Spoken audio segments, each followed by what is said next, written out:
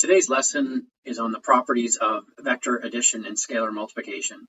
These are some basic properties that we're going to look at today, and actually none of the properties are super surprising, but they are important. The vectors part of this course is really the beginning of a bigger topic called linear algebra. And unlike calculus, linear algebra in high school, you're kind of learning just the beginnings of linear algebra. And many of the properties that we're talking about today are actually really important in an idea called vector space, which is something really important in linear algebra. So as much as some of these might seem kind of trivial little properties, they are quite important, and they're something that you might see quite a lot of if you're going to, math, computer science, engineering, anything like that. Even economics, there's lots of linear algebra in those subject areas. So let's talk about some of the properties of vector addition to start with. There are some properties called the commutative property, the associative property. And, when you're adding numbers or multiplying numbers, you probably notice that 3 plus 5 and 5 plus 3 are the same. Same with 5 times 3 and 3 times 5. However, the same properties don't hold for, say, subtraction or division. And that's what the commutative property is. The commutative property does hold for vectors. Adding a vector A plus B is the same as adding vector B plus A. We've actually already used that property in lots of the work that we've done already. The associative property, if you look at that here, basically says when you're adding three vectors together, it doesn't matter how you group them. You can choose to add the first two together, or you could choose to add the second two together. In fact, if you combine that with the commutative property above, it means you could actually mix up the order of these as well. That also holds for addition and multiplication. If I want to do 3 plus 5 plus 2, that equals 10 no matter how I do it, whether it's 8 and 2 or 7 and 3. And the same thing with multiplication. If I wanted to multiply 3 times 5 times 2, that's going to be 30 no matter how you multiply those numbers. 2 times 5 times 3, or 3 times 5 times 2. Same thing. And the last property is just the existence of what's called the zero vector and the properties that are associated. The zero vector is defined such that if you add any vector to 0, you will just get that vector. Or if you add a vector to its opposite, you get the zero vector. The zero vector has no direction and it has a magnitude of 0. The first thing we're going to do now is we're going to prove the commutative property. And it's such a simple, obvious property that it seems really hard to actually prove. It doesn't matter how you add vectors together, which order you do it in. In fact, using the Parallelogram Law or the Triangle Law, there's really no difference in how you do it. So I have a proof that is nice and neat, and it makes sense, and it actually helps us develop some good good skills for dealing with geometric vectors. So let's just take a look at it. I think a good idea in a proof is to realize what it is you're going to need to prove. If we want to prove the commutative property, then we need to prove that A plus B is the same as B plus A. Now, how do we do that? Well, a good idea is to actually take advantage of point-to-point vectors. We'll start by drawing vectors A and B, and then we'll define points on vectors A and B so we can use point-to-point vectors, and I'll show you what I mean. So I draw vectors A and B, and I've chosen to draw them head to tail so I can use the triangle law. Next, I'll add those points I was talking about. So I'm going to say that this is point, let's call it A, point B, and then point C. Okay, so now we're saying that let vector A is really just the point-to-point vector AB, and vector B is really the point-to-point vector BC. I can add points to any diagram I want, so I haven't done anything wrong here. If I look back to the equation I'm trying to prove here, I can look at the left side first. That's one way to prove an equation is true. Break up the left side and the right side. So the left side is A plus B. Well, but I've called A, AB. And I've called B, BC. Okay, well, we know just from looking at this algebraic statement even that AB plus BC from the triangle law is vector AC, which is, of course, just this vector right here, A plus B. We also want to prove that that is b plus a. So we look at the right side of the equation now, the original equation we're trying to prove. The right side is b plus a, which is bc plus ab. Okay, well, where do we proceed from this? Well, if you take a look back over here, AB plus BC is AC, and that is because of the triangle law.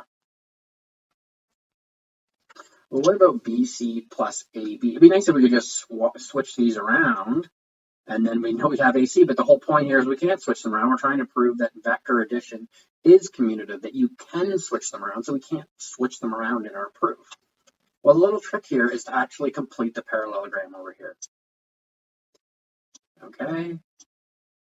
Okay, and then we can see from the parallelogram law that since these vectors are arranged this way, when you add BC to AB, the parallelogram law tells us that the diagonal of the parallelogram is the sum. And so the parallelogram law is actually what allows us, the parallelogram is what allows us to conclude that this is also equal to vector AC.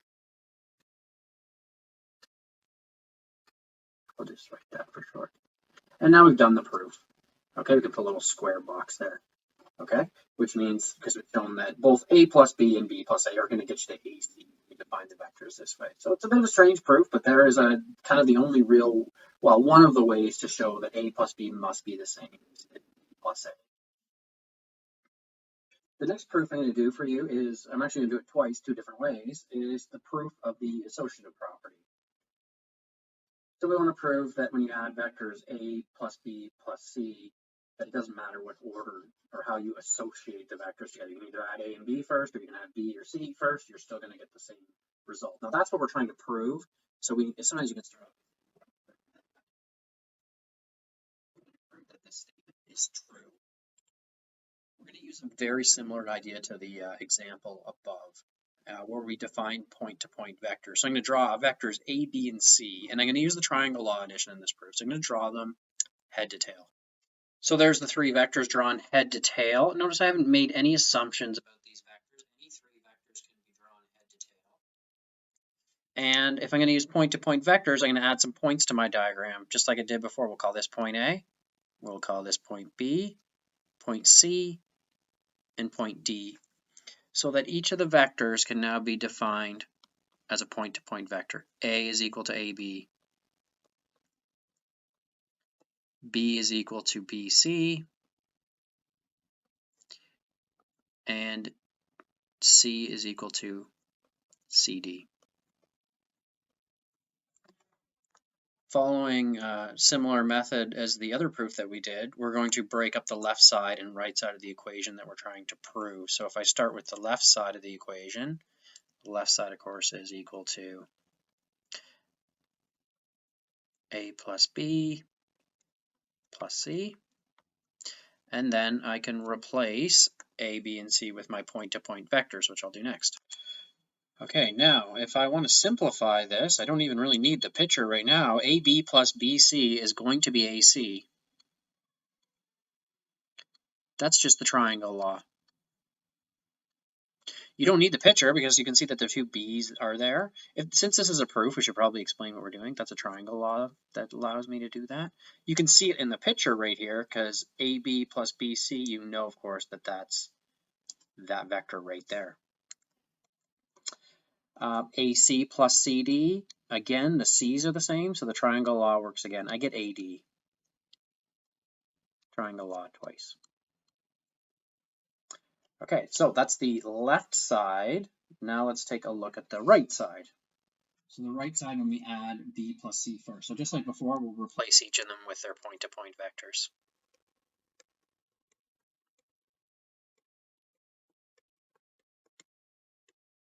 And this proof just about does itself here. The triangle law again, BC and CD gives you BD. And then the triangle law again gives you AD. And sure enough, left side equals right side, the proof is done. Not really a big shock. I mean, this is such a, again, such an obvious thing. It almost in some ways does make it hard to prove. But we're showing here just using triangle laws why it doesn't matter what order you add them in. You're gonna get the same thing.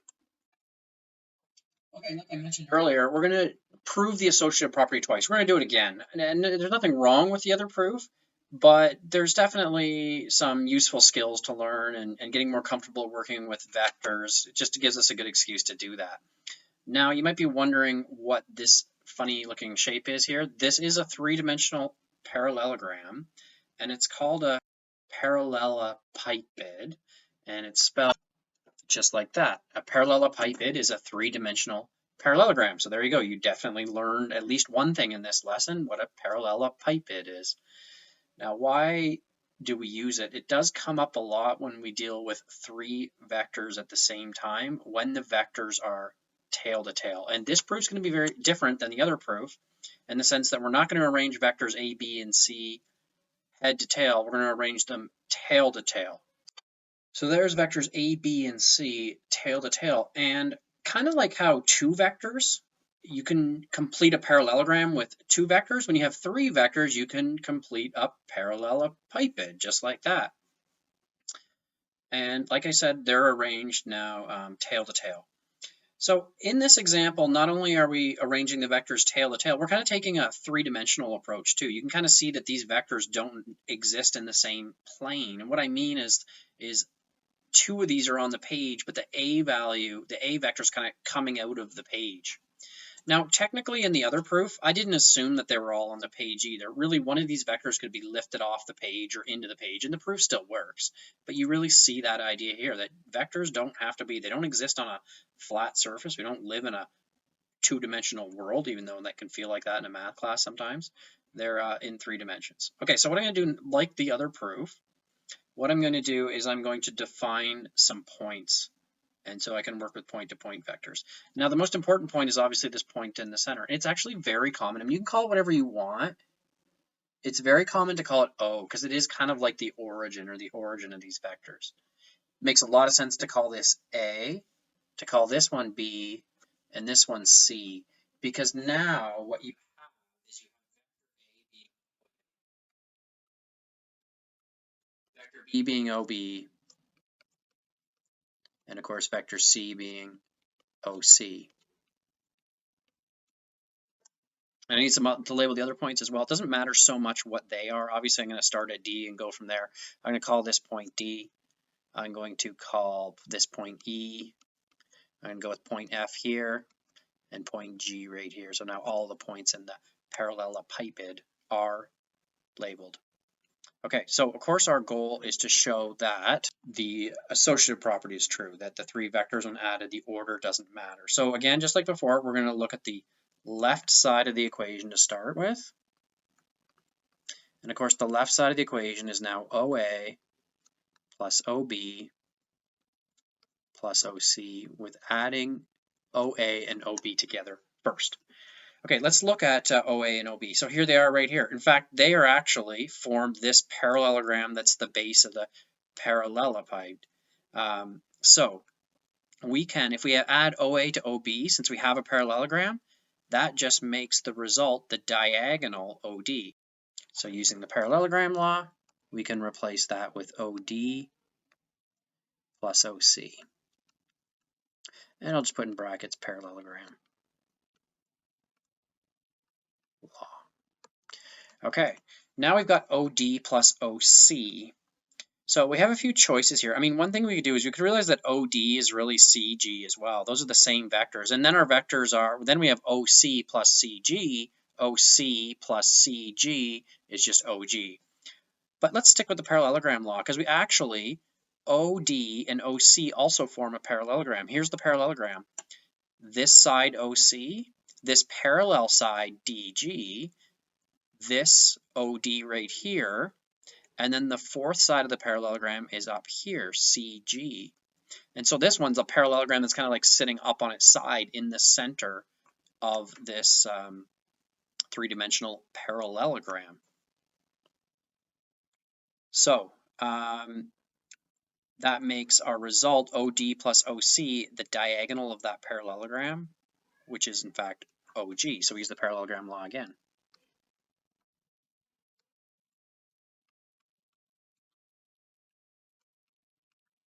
And that concludes the left side of the equation. Now it's time to look at the right side. So now we'll look at the right side of the equation we're trying to prove, okay? And again, I've done the same thing. I've just replaced A with OA, B with OB, and C with OC. So we need to start with OB plus OC this time. So OB, okay, is here, and OC is here. So we have a parallelogram here, and it's actually at the back of the parallelepiped. So the diagonal of that, okay, since they form a parallelogram, is actually OF. So using the parallelogram law, I can replace that with OF.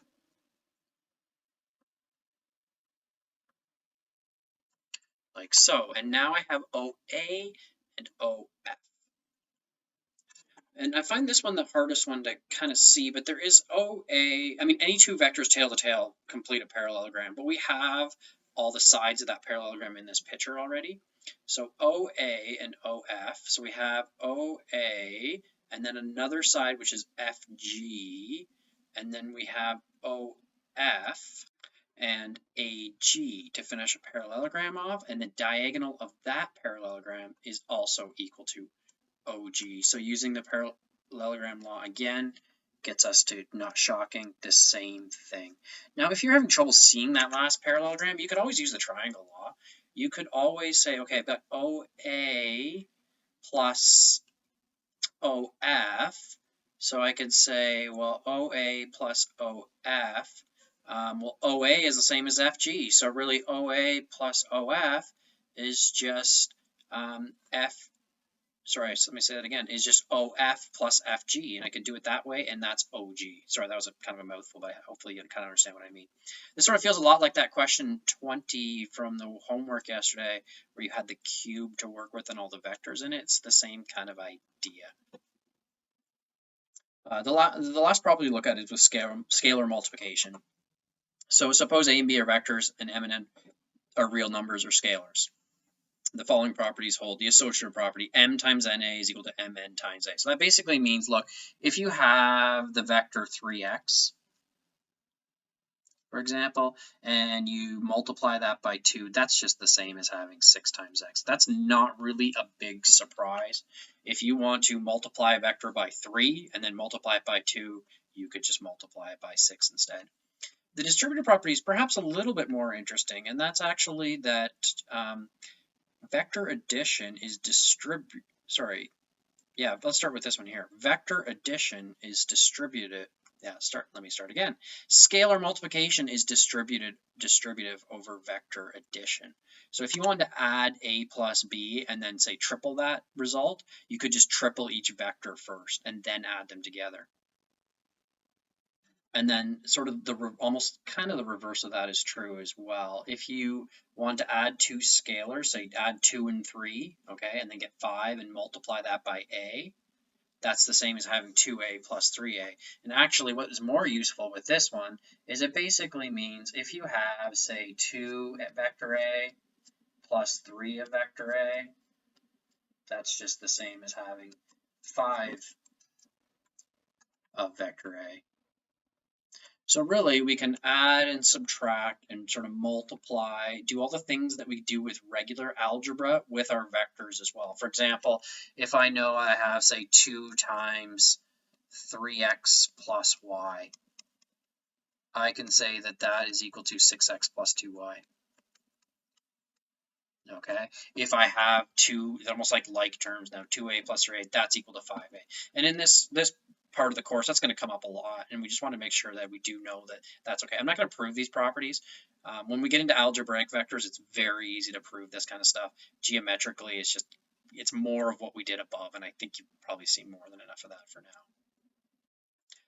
now. Okay, next I want to point out a few other things about vectors and their angles. So remember that the angle between two vectors is defined as being the angle made when the vectors are placed tail to tail. So if the angle between two vectors is, say, 60 degrees, then that means they're tail to tail. What about when they're moved head to tail? So if I were to take the same two vectors, let's call them x and y, and move them so that they're tail to tail, let's say that we move vector x so that it is now head to tail vector y. That would look like this. Okay, now what angle would be made between these two vectors? Well, it's not 60 degrees anymore. Well, it was 60 degrees when vector x, of course, was over here. Well, now we've got this parallelogram with these interior angles. So instead of being 60 degrees, it's now 120 degrees. So 120 degrees. Something you kind of need to know when you're adding geometric vectors together, okay? That the angle that if you switch them from tail to head to tail, then you get what's called the supplementary angle, the angle that adds to 180. How about if we move them so that they were head to head, okay? So let's just take a look at what that would look like. So I've got vector y, which is this vector here. I've got vector x, which is this vector here. And I'm going to move vector x, let's say. So actually, let's move vector y so that it's head to head. So like this instead. What angle do I get? Well, a better thing to do than move it is just to copy it, to draw it again so that we can see what happens. It would now look something like this right here. So this angle was 60 degrees. Now, what's the angle up here? We'll take a look at these two vectors. These are the same vector, so they're parallel. We have two parallel lines and we have a transversal, something that's intersecting two parallel lines. And we actually have what are called alternate angles, or if you remember in grade 9, the Z pattern that's formed. So this is 60 degrees as well. So actually, if you have two vectors, the angle between them when they're tail to tail is the exact same as the angle when they're head to head. And that can be important because sometimes you might have a vector diagram where two vectors are head to head. It's nice to know that when you calculate that angle between them, that you also have the tail to tail angle. I'm going to show you an example where that happens too. Okay, so we have two vectors A and B, and we're going to subtract these vectors, and we're first going to find the magnitude of the difference between the vectors, and then we're going to find a direction for that vector. I don't think we've done that yet, I'm not sure, but in any case, here we go. So if I want to know what A minus B is, keep in mind the easiest way to do that is to realize that you're taking negative B and adding A. Okay, so it's A plus negative B or negative B plus A. So imagine just taking vector B and drawing it the other way. So now we can take negative B and add A, and now they're head to tail. And so A minus B goes from here to here, and that direction is important as well. It's not the other direction. It goes like that. Okay, and to figure out, we know, of course, that A has a magnitude of 19, that was given, and B has a magnitude of 15, that was given. Use the cosine law to figure out what the magnitude of A minus B is. Okay, there's the calculation there, and if you use your calculator and figure that out, you could get an exact value, I guess, but we'll just round that. You should get around 17.3. Okay, so the next part is to find the angle that A minus B makes with vector A. Now, when we were adding vectors together, you end up with a sum or a resultant that's some sort of vector that's in between A and B, and its tail is right here. And so it becomes very easy to talk about its angle with respect to A and B, because all three of those vectors, A, B, and A plus B, all have their tail in the same spot. But when you subtract vectors, that's not true. The tail is way up here. So we almost have, if I want to draw it again, vector A minus B. If I put its tail down here where A and B's tails are, it goes something like that right there. Okay, and this is the angle we look for. In fact, we need to know that that angle means, that angle is away from vector B, not towards it, or below vector A, or however you want to think about it. But based on what we discussed, we know that this angle right here is actually going to be the exact same angle as when these two vectors are head to head. I mean, you can see the parallel lines here and the Z pattern that's formed. So we don't actually need to worry about moving this vector.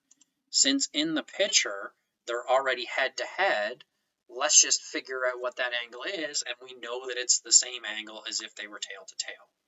So we can use this picture, we can use the sine law. The sine of alpha divided by 15 is equal to the sine of 60 divided by 17.3. Multiply both sides by 15 on your calculator, do the inverse sine, and you should get very close to 49 degrees for your answer. And there you have it. Next job is to work on some of these questions that I've made for you. So a few out of the textbook and the rest I've made up. Some of these are a little bit more challenging. They don't necessarily directly relate to what we just learned about, but the same sort of skill set in working with geometric vectors. There are full solutions in OneNote for you to look at. You're probably going to need it. The last one in particular is kind of tough, but still good for you to try and work your way through. Okay, thanks.